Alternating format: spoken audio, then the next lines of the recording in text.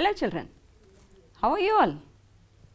We have finished our bridge course classes and now we go to our regular lessons, is it not? Yes, shall we start? Yes, to start with, I want you all to reflect on this. What is it? Exactly. Look children, what does it read? Striving for success without hard work is like trying to harvest where you haven't planted. Reflect on this, okay? Fine. And here we go, interesting. Story time. You all love to hear stories? Do you read stories at home? Yes, we have been doing it. Fine. And I have a story for you. Shall we all listen to it? Yes. The story is about the grasshopper and the ants. Fine children, listen to the story. The Grasshopper and the Ants.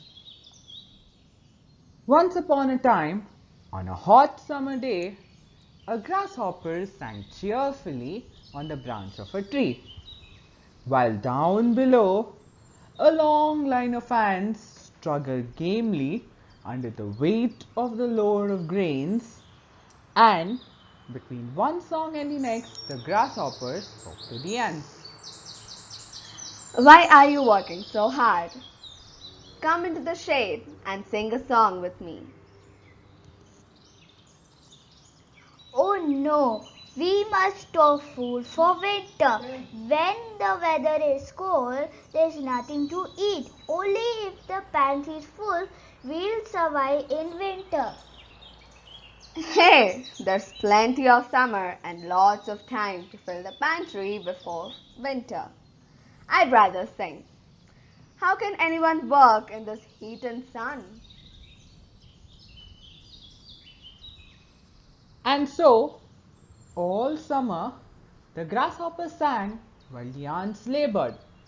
But the days turned into weeks and weeks into months.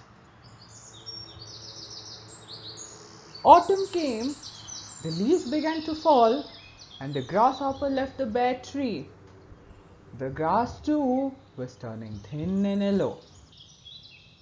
One fine morning, the grasshopper woke up shivering with cold.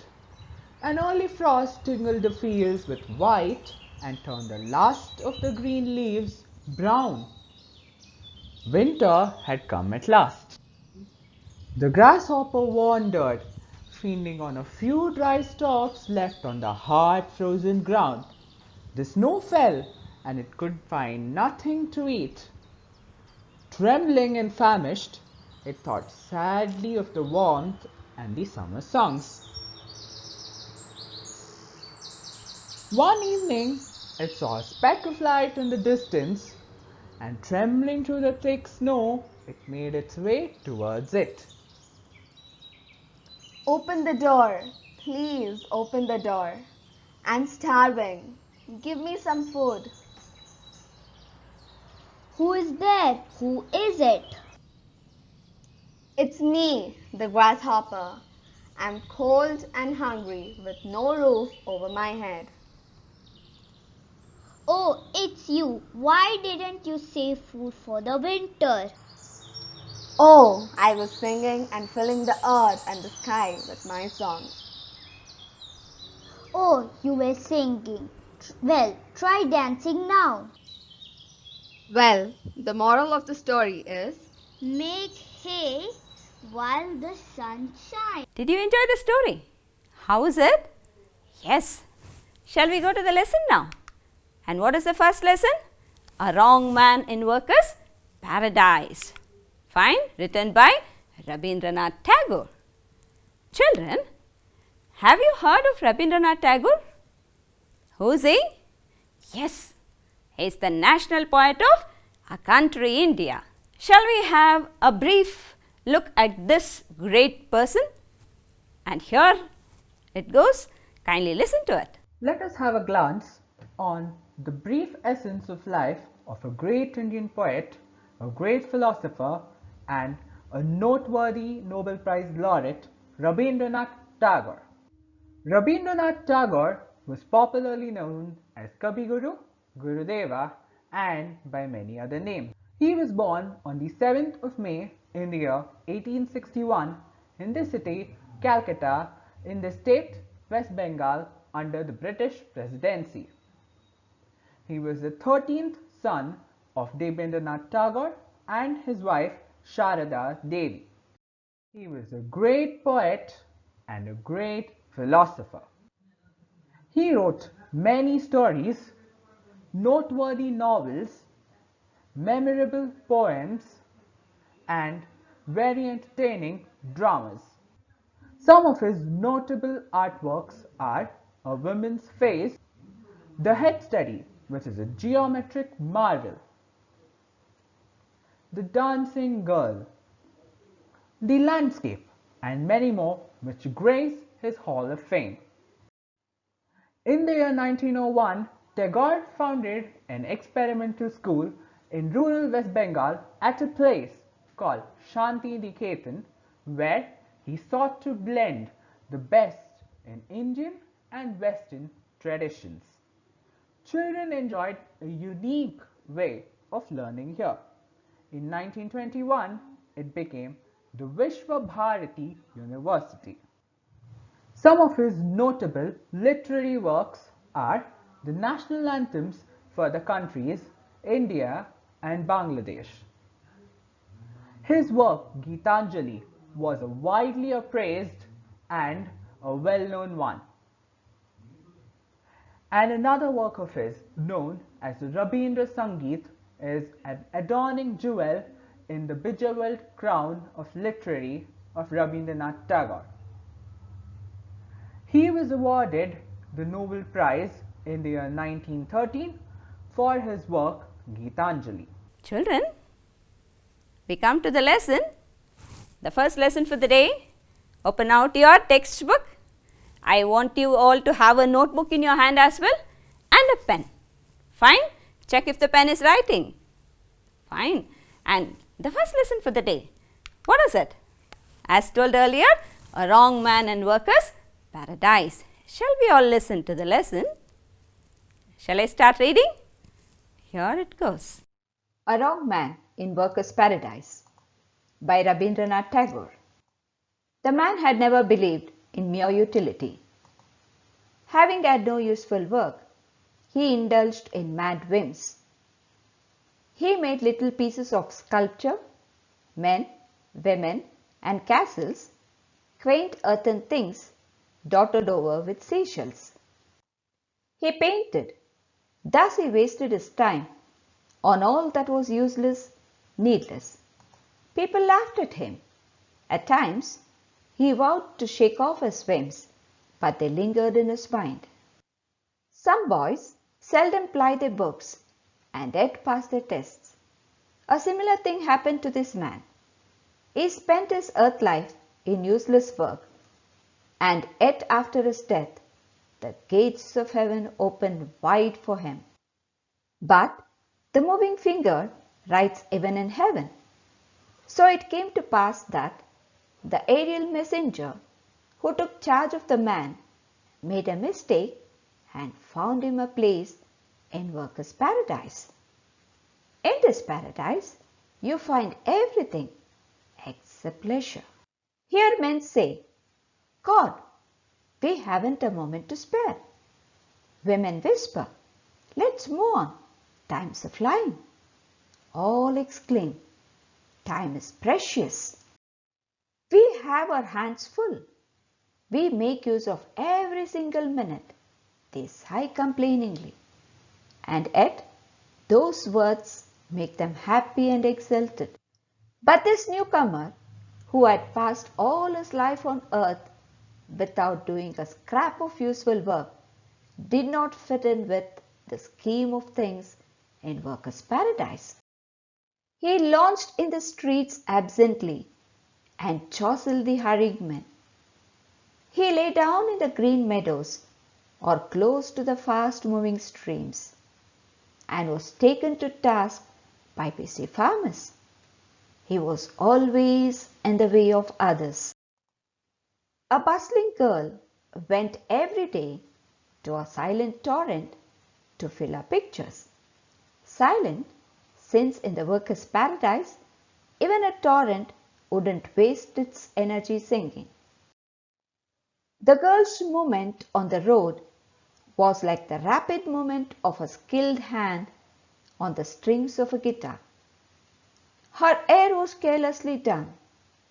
Inquisitive wisps peeped often over her forehead to peer at the dark wonder of her eye.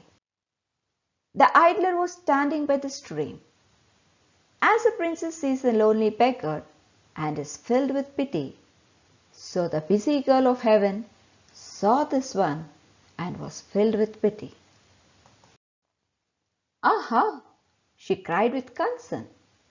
"You have no work in hand, have you?" The man sighed. "Work? I have not a moment to spare for work." The girl did not understand his words and said, "I shall spare some work for you to do, if you like." The man replied, "Girl of the silent torrent, all this time I have been waiting to take some work from your hands. What kind of work would you like? Will you give me one of your pictures, one that you can spare?" She asked, "A picture? You want to draw water from the torrent?" "No, I shall draw pictures on your picture." The girl was annoyed. "Pictures indeed? I have no time to waste on such as you. I am going." And she walked away. But how could a busy person get the better of one who had nothing to do? Every day they met, and every day he said to her, "Girl of the silent torrent, give me one of your clay pictures. I shall draw pictures on it." She yielded at last. She gave him one of her pictures. Yes, children.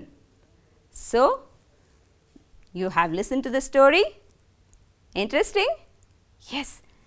Let's all have a look at the new words. Okay, few words are not familiar to you, right? So, let us have a look at these words and then go to the story in detail, shall we? Yes. And here are some glossary words, children. The first one is wince.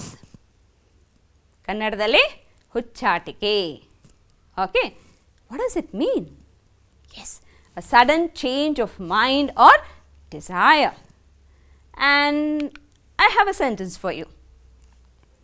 Chetan had a mad whimsy about flying to the moon. Go to the next word, children. And here it is sculpture. Okay. What does sculpture mean? Exactly. It is an artwork made by carving on stone or wood. ಕನ್ನಡದಲ್ಲಿ ಏನು ಹೇಳ್ತೇವೆ? Fine. ಶಿಲ್ಪಕಲೆ. Okay. And the next one, quaint. What does it mean? It's attractive, but it's unusual. Okay. It's old fashioned as well. ಕನ್ನಡದಲ್ಲಿ ಹೇಳೋದಾದರೆ ವಿಲಕ್ಷಣವಾದ. Picture here for you. Go to the next one. Lingered. Lingered, staying at a longer time than necessary. Kalaharana. Some students linger in the lobby waiting for their rides after school. What does it mean to say? Look at the picture. Seldom. Very familiar, is it? What does it mean? Not often, rarely, ommomme. Okay. And a sentence here. Due to pandemic, children are seldom seen out playing on roads. And here there is a picture. Jostled. What does jostled mean? Rushing towards somebody in a hurried way. Jaggata. And look at the person here. What is he doing? Yes, you can see a person there. He is walking around everything. He is pushing everyone. He is hurrying. Torrent. Torrent means a strong or fast moving stream. Ukki ariyuva pravaha. Okay. Hole. Fine. Look at the stream here. Picture. A large jug or hoji. Look at the picture here. Yielded. It means to say concede under some degree of pressure. Oppiko. Sample. After much resistance, I yielded to his request to join the function. Yes, he requested me so much and I had to join the function. Yes, children. And we listen to the story. What was there in the story? The characters in the story, do you recall? Who were the people? You found an idle man, idler. There was a aerial messenger. Children, what do you mean by aerial messenger? Exactly. It is, you also term it as angel. Okay. Then this man who did not do any work when he was on earth, after he dies, is taken to heaven. But he is placed in the wrong place. Shall we see to the story, children? Here it goes.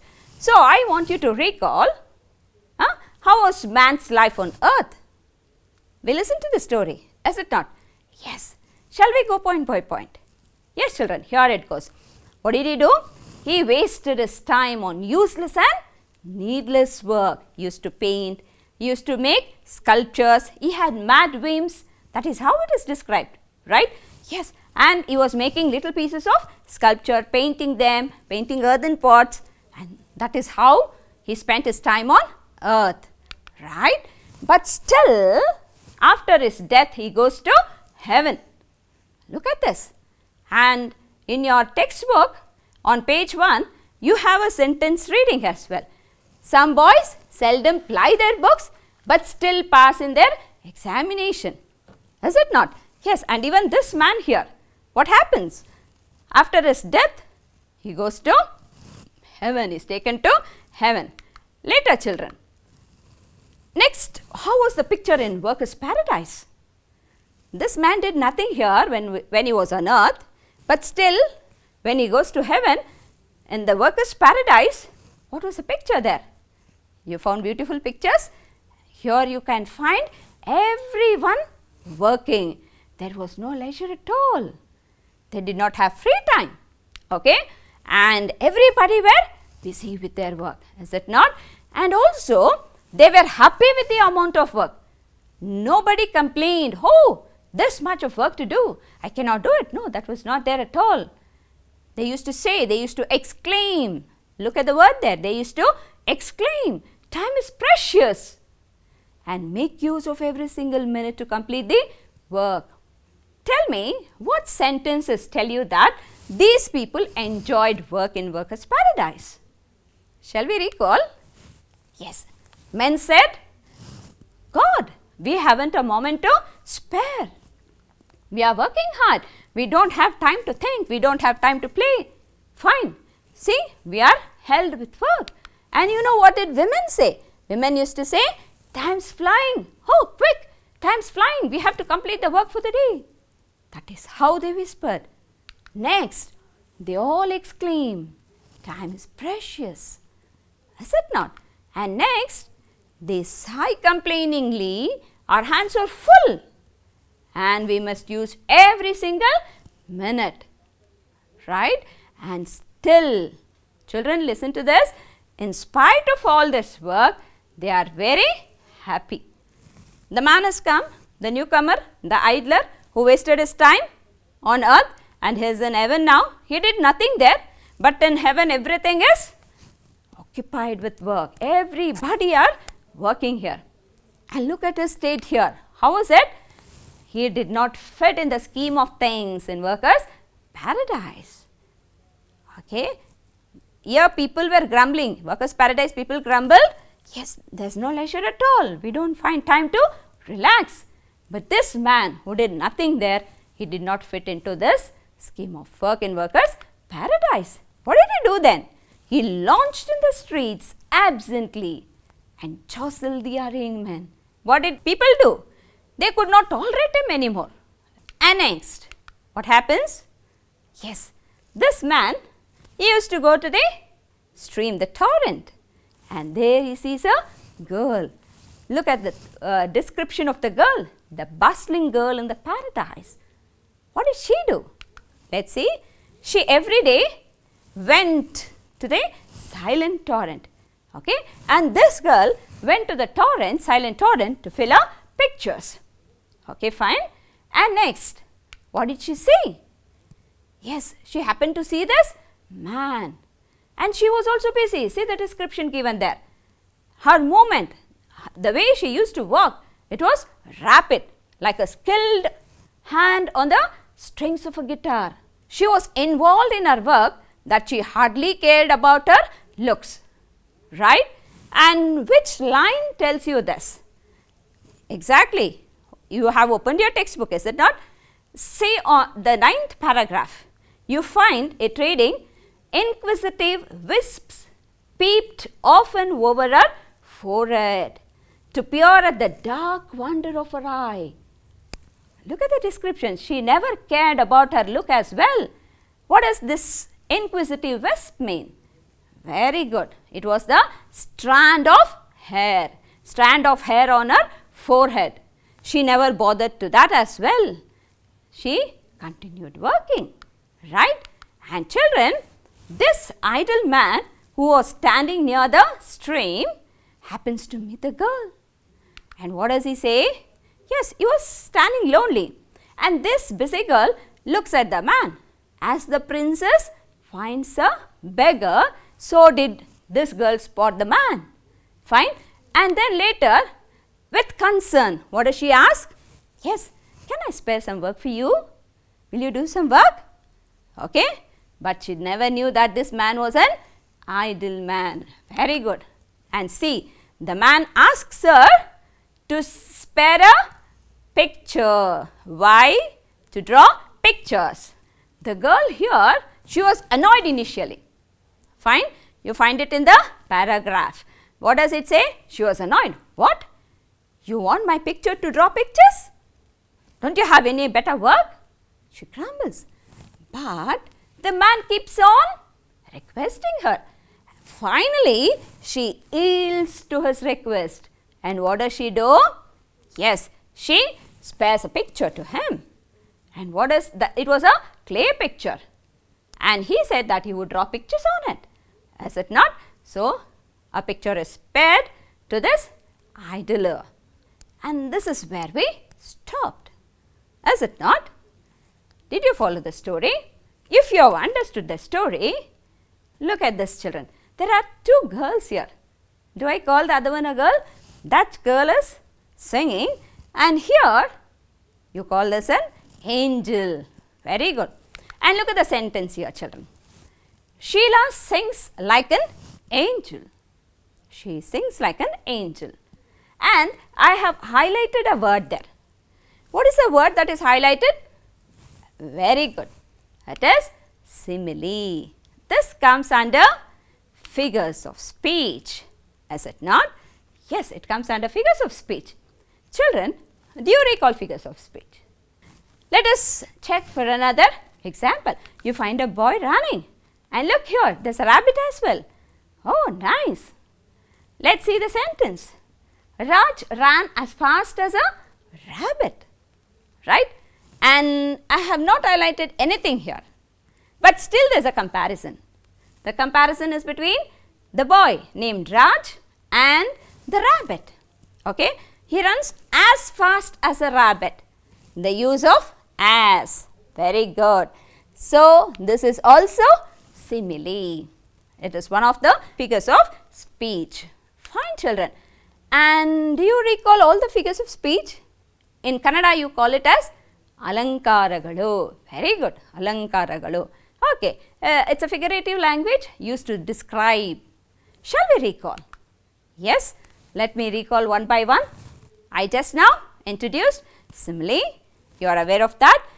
It is a comparison between, it's an indirect comparison between two things using the word as, like or so, any one of this. Fine? Yes, you have come across metaphor as well. And what is metaphor?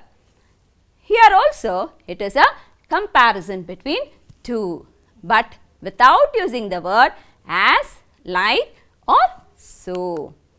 Next, children, alliteration. What is alliteration? Exactly. Alliteration is the same sounds repeating. Okay. Can you give me an example? Recall. She sells shells on the seashore. The next one is personification. What is personification? Yes, the abstract ideas are expressed. Find that which has got no life. Okay. It is explained as though it has got life. And synecdoche. The part is used to describe the whole, or the whole is used to describe a part. For example, sweet little red feet, why did you die?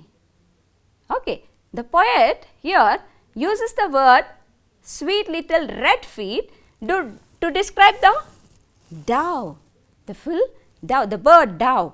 Okay, the feet alone does not die, but he used it to describe the death of that bird dove. And there are many more figures of speech.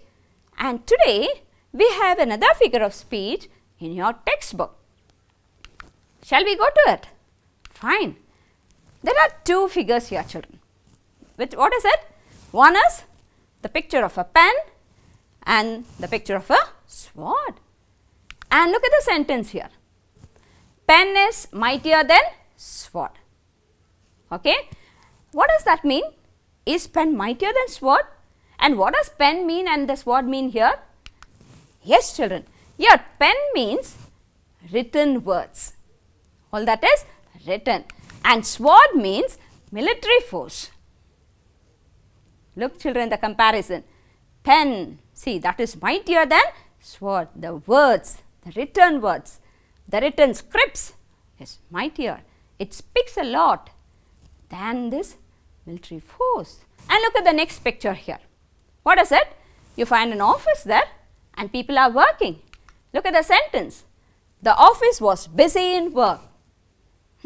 What does office mean here? Does it mean to say the office was busy? No, it means to say the people at work in the office. Fine. They were all busy in their work. Okay. The people working in the office were all busy in their work. Understand? And children, we call this as metonymy. Fine. What is metonymy then? Here, metonymy means it's a figure of speech in which a thing or a concept is referred to something closely associated with the thing or concept. You understand? And children, I have another example for you. Look at this.